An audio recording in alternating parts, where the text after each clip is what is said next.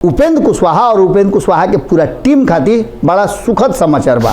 बात विचार और बाकी सब चीज़ अलग होला, लेकिन जौना तरीका से सब कुछ चल रहा बा ओकरा में साफ लाग रहा बा कि तेजस्वी फिर पेच फंसा दी कि नीतीश कुमार कबहू आ सकले। भले ही बात भारतीय जनता पार्टी कहत होके कि नीतीश कुमार खातिर एंट्री नहीं खे।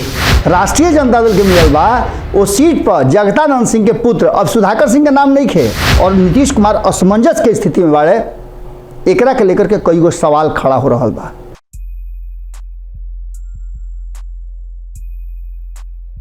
जवन दिल पर गुजरल उ सुनौनी ना हम, जवन दिल पर गुजरल सुनौनी ना हम, दिल के कोनो चोट देखौनी ना हम, दिल के कोनो चोट देखौनी ना हम, जौन बात कह देनी सबसे, जौन बात कह देनी सबसे उ बात खुद के भी बतौनी ना हम। गोड़ लागतनी हेरा से अभिनंदन बरुआ लोग के खूंटा ठोक पर वादा के हिसाब से फेर वालों के सामने हाजिर बानी और हाजिर होते खांची भर के खबर आज बा। और एक खबर में जौन खबर सीधे रुआ से असर करता वह खबर बा।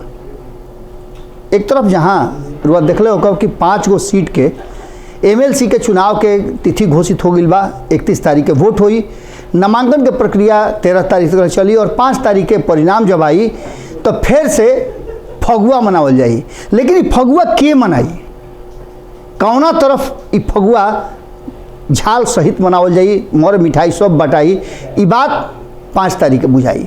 लेकिन जौन एकरा में पेच फंसल बा उ पेच ढेर कुछ कहानी कहता। एक तरफ जहां महागठबंधन में बड़ भाई के रोल निभावत रहे नीतीश कुमार, ये 5 सीट में से 3 सीट उनका भी गईल बा, 1 सीट राष्ट्रीय जनता दल के और 1 सीट सीपीएम के गईल बा। ये सीपीआई वाला सीट जौन बा वो चूँकि ओया केदार पांडे जी रही, उनका इंतकाल के बाद भाई तो उनकर पुत्र के वो सीट मिलल बा। लेकिन सबसे बड़ बात बा कि जौन सीट राष्ट्रीय जनता दल के मिलल बा वो सीट पर जगदानंद सिंह के पुत्र अब सुधाकर सिंह के नाम नहीं खे, सुधाकर सिंह के मत बुझ ले सब है, उनकर पुत्र बाड़े उनका के दिहल गई बा और पुनीत सिंह इस सीट पर चुनाव लड़ी हैं। ये बात अब लगभग फाइनल हो गई बा, एक सब कुछ हो गई बा। तो दूसरा तरफ भारतीय जनता पार्टी भी घोषणा कर दिले बा 4 सीट के। ये 4 सीट पर अपना उम्मीदवार के घोषणा कैला के बाद एगो में पेच फंसल बा। अभी पेच काहे फंसल बा तो कहल जा रहा बा कि चिराग पासवान संगे बड़ भारी बरियार घात भइल बा। एक खाली फिर चिराग पासवान के संगे उहे भइल बा जो उनका संगे 2020 में भइल रहे।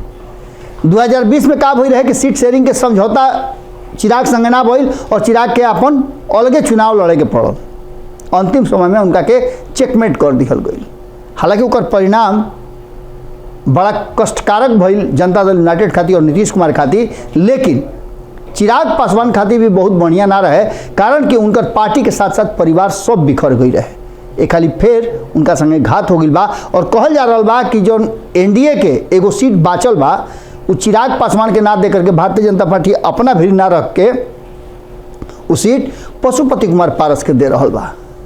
अब एक से बरियार घात का हुई जे लगातार इस बात के लेकर के ऑफर पर ऑफर और शर्त पर शर्त के चिट्ठी देते रहन कि हम हई शर्त पर संगे जुड़ब, हम हऊ शर्त पर जुड़ब, उस सारा टाइटा फिस हो गई। एक मतलब बा कि कहीं ना कहीं चिराग पासवान के जौन लोकप्रियता बढ़ल बा उस सिर्फ और सिर्फ चिराग पासवान के ही समझ में आवत हुए, बाकी के भारतीय जनता पार्टी समझे के तैयार नहीं खे। या हो सकेला कि एकरो में कोनो बहुत बड़ा पेच होके, लेकिन भाजपा के संगे दू हाथ करे खातिर तैयारी जहां एक तरफ चिराग पासवान कर दिले बड़े, खबर आ रहा बा कि चिराग पासवान अपन उम्मीदवार उतरी हैं, तो ओजे दूसरा तरफ वीआईपी के भी उम्मीदवार के घोषणा लगभग हो गई बा। एक मतलब बा कि भारतीय जनता पार्टी के दुतरफा वार झेले के पड़ी और अबकी के चुनाव में चित पट पता चल जाई। 5 गो जौन रूरल के बतौले नहीं, लगातार बता रहा बानी कि 5 गो सीट पर जौन उपचुनाव भइल ओकर परिणाम साफ दिखावता कि भारतीय जनता पार्टी के अपर हैंड बा। लेकिन अब जौन 5 सीट के चुनाव एमएलसी वाला हो रहा बा, एकरा के कहल जा रहा बा कि 2024 के पहले लिटमस टेस्ट बड़ुए और दोनों आदमी के शक्ति प्रदर्शन बा। धन जन से लेकर के सब कुछ एकरा में दाव पर लागल बा। के कतना पानी में बा, ये 5 तारीख के 5 अप्रैल के पता चल जाई। लेकिन एक साथ साथ एगो और बात आ रहा बा, जौन की खास करके नया पार्टी बनावे वाला उपेंद्र कुशवाहा और उपेंद्र कुशवाहा के पूरा टीम खातिर बड़ा सुखद समाचार बा। भले चिराग पासवान संगे डील ना भइल, भले मुकेश सहनी संगे डील ना भइल, भले आरसीपी सिंह एकोरा बैठ करके झाल बजाओ तारन कि हमरा कहिया बेटाई, लेकिन एजा उपेंद्र कुशवाहा के संगे डील हो गई बा, ई बात कहल जा रहा बा। उपेंद्र कुशवाहा के जौन सूत्र बारे और दिल्ली से जौन खबर आ रहा बा, वो खबर साफ बता रहा बा कि कहीं ना कहीं उपेंद्र कुशवाहा जौन बाड़न उनका संगे भारतीय जनता पार्टी अपन फाइनल डील कर ले बा और उपेंद्र कुशवाहा अब आगे के रणनीति अपन बना करके 15 तारीख से खाली फिर यात्रा पर निकली हैं। काल्हर हुआ देखने की उनकर सबसे करीबी सुभाष कुशवाहा आई रहन और खूब दुमच के अपना विरोधियन के अखड़ल है। हालांकि बात विचार और बाकी सब चीज़ अलग होला, लेकिन जौना तरीका से सब कुछ चल रहा बा ओकरा में साफ लग रहा बा कि तेजस्वी फिर पेज फंसा दी और पेज ऐसा फंसल बा कि बुझाते नहीं है नीतीश कुमार के कि एने जाई कि ओने जाई। कारण कि नीतीश कुमार बुझ रहा बाड़े कि उनकर सरकार तेजस्वी यादव के समर्थन से चल रहा बा और तेजस्वी यादव समय समय पर नीतीश कुमार के चाबी टाइट करता रहे और वो टाइट अपने से क्या करी है, वो उन्हें से कह देता रहे कि बाबूजी टाइट करवा देना तनी, तो लालू प्रसाद उन्हें से जहाँ एक भार टाइट करता रहे तो खेला गड़बड़ा जाता। ये बात खाली फिर से नीतीश कुमार के पूरा जौन प्रक्रिया बा राजनीतिक, जितना उनका बिहार के राजनीति के समझ बा, वो समझ के हिसाब से उनका ये बुझा रहा बा कि खाली फिर से मामला ट्रिपल सी पर आकर फंस गई बा। एक तरफ जहां भारतीय जनता पार्टी तमिलनाडु और बिहार वाला मामला बढ़ुए जौना में तेजस्वी यादव सामने खड़ा बढ़े और तेजस्वी यादव के अगेंस्ट में नीतीश कुमार यह बात के स्वीकार करे खातिर तैयार बढ़े कि तमिलनाडु में बिहारी लोग के संगे दिक्कत बा।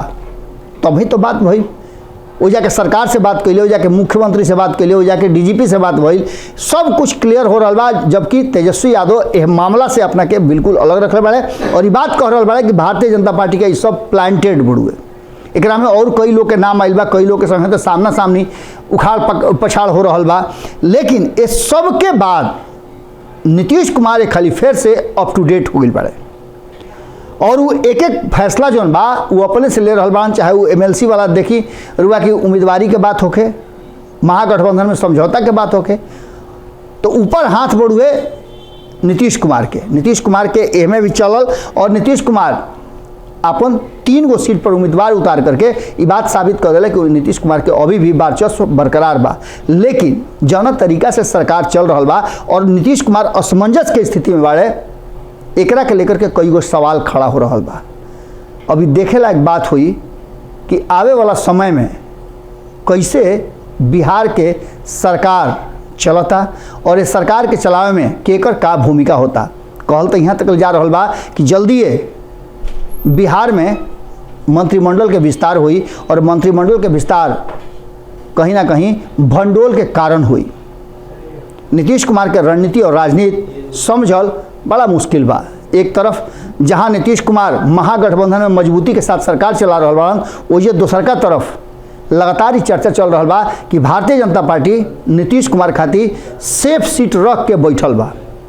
यानी कि भारतीय जनता पार्टी के अभी भी समझ में आ रहा बा कि नीतीश कुमार कबहू आ सकले। भले ही बात भारतीय जनता पार्टी कहत होके कि नीतीश कुमार खातिर एंट्री नहीं खे, लेकिन सियासत में रुआ जानता नहीं कि कबहू कुछ हो सकेला। इस सब राजनीतिक जौन चर्चा चल रहा बा एकरा में रउआ कहाँ बानी, ये बात जरूर खोजब सब है, ढूंढब सब है कि बिहार के राजनीति में वोट देला के बाद राउर स्थान कहाँ बा और रउआ खातिर ही सरकार चाहे केंद्र के होके राज्य के होके का कर रहा बा।